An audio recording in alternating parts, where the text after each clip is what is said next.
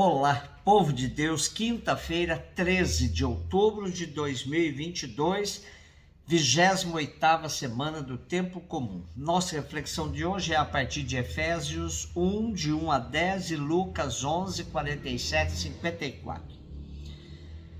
Paulo, apóstolo de Cristo Jesus, pela vontade de Deus, aos santos e fiéis em Cristo Jesus. A vós, graça e paz da parte de Deus, nosso Pai, e do Senhor Jesus Cristo. Bendito seja Deus, Pai de nosso Senhor Jesus Cristo. Ele nos abençoou com toda a bênção do seu Espírito, em virtude de nossa união com Cristo no céu. Em Cristo ele nos escolheu antes da fundação do mundo, para que sejamos santos e irrepreensíveis sob o seu olhar no amor. Ele nos predestinou para sermos seus filhos adotivos por intermédio de Jesus Cristo, conforme a decisão da sua vontade, para o louvor da sua glória e da graça com que ele nos cumulou no seu bem-amado. Pelo seu sangue nós somos libertados. Nele as nossas faltas são perdoadas segundo a riqueza da sua graça, que Deus derramou profusamente sobre nós, abrindo-nos a toda sabedoria e prudência.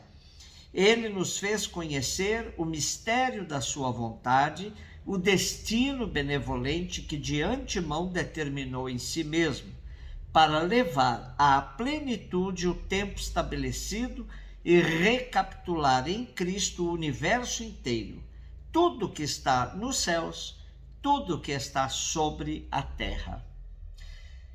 Enquanto contexto de nossa leitura, tomemos a síntese dos exegetas portugueses. Diz assim: começamos hoje a ler na liturgia a carta aos Efésios. Trata-se provavelmente de uma carta circular dirigida às igrejas da Ásia por Paulo durante o seu primeiro cativeiro em Roma, nos anos 61, 63, ou por um seu discípulo. O autor propõe a visão da história humana e cósmica como história da salvação, como realização de um grandioso projeto de amor do Pai realizado no Filho Jesus. Por ele todos os homens e toda a criação são redimidos. Esse projeto é impulsionado por força irresistível da ressurreição que, vencido o pecado e a morte, gera a nova humanidade, a Igreja. Esta, aprendendo a reconciliar todas as divisões, vai crescendo progressivamente como único e harmônico corpo, cuja cabeça é Cristo. Depois da saudação inicial, o autor irrompe num hino de louvor e bênção a Deus Pai, que nos deu abundantemente todos os bens. Começa por contemplar a bondade de Deus, que desde sempre quis tornar as criaturas participantes da sua vida divina. Depois canta a sua misericórdia, que não se deixando vencer pelo pecado, restabeleceu o homem na condição de filho, graças ao sangue de Cristo Redentor. Esta redenção realiza-se ao longo da história.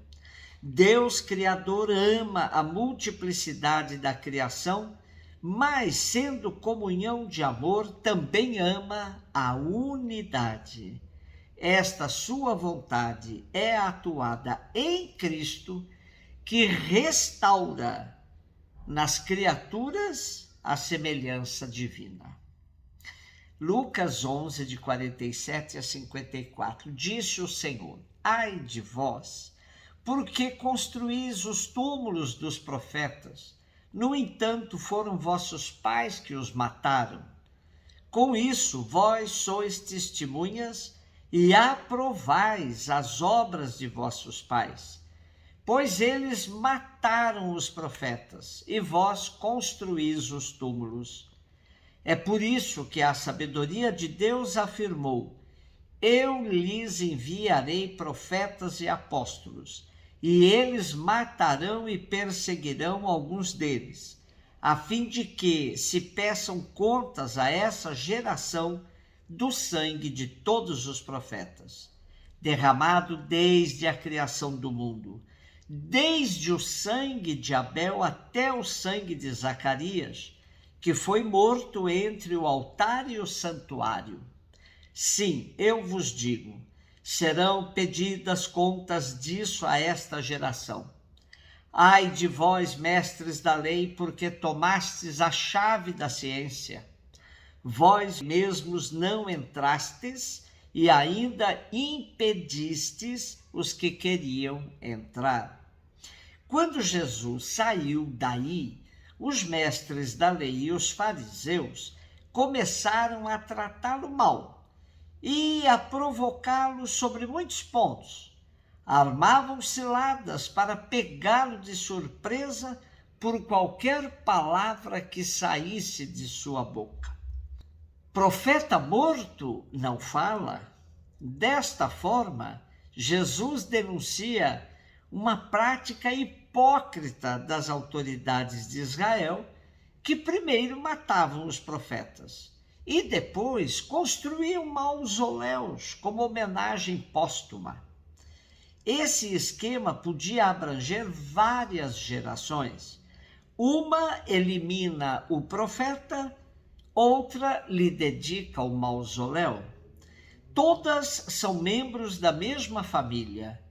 Jesus toma o exemplo remontando a Abel, sem atribuir-lhe o título de profeta, mas denuncia os assassinos de profetas como fraticidas, herdeiros do pecado original contra a fraternidade.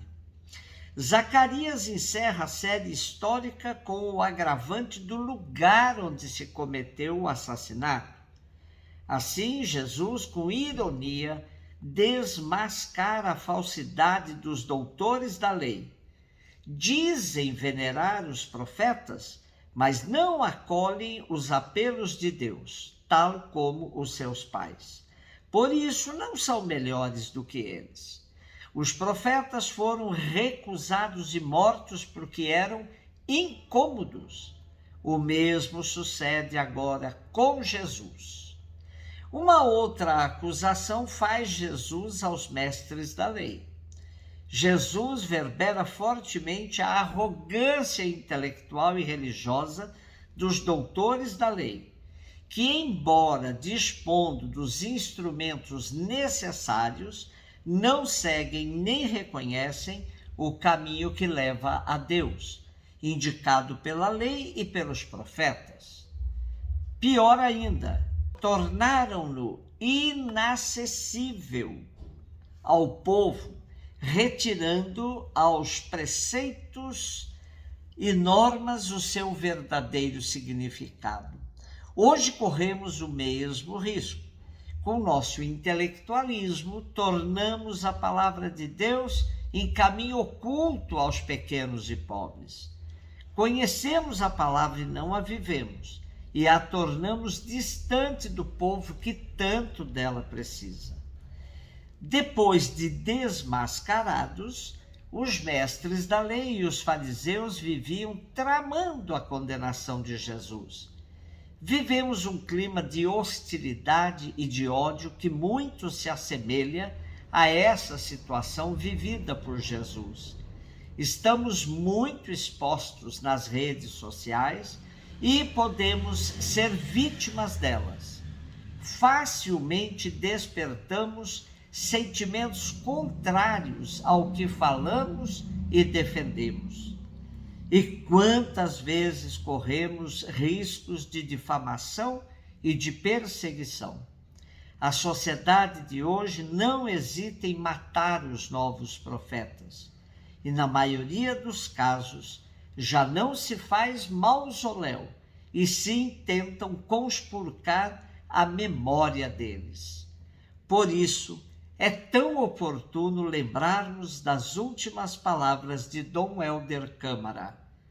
Não deixem morrer a profecia.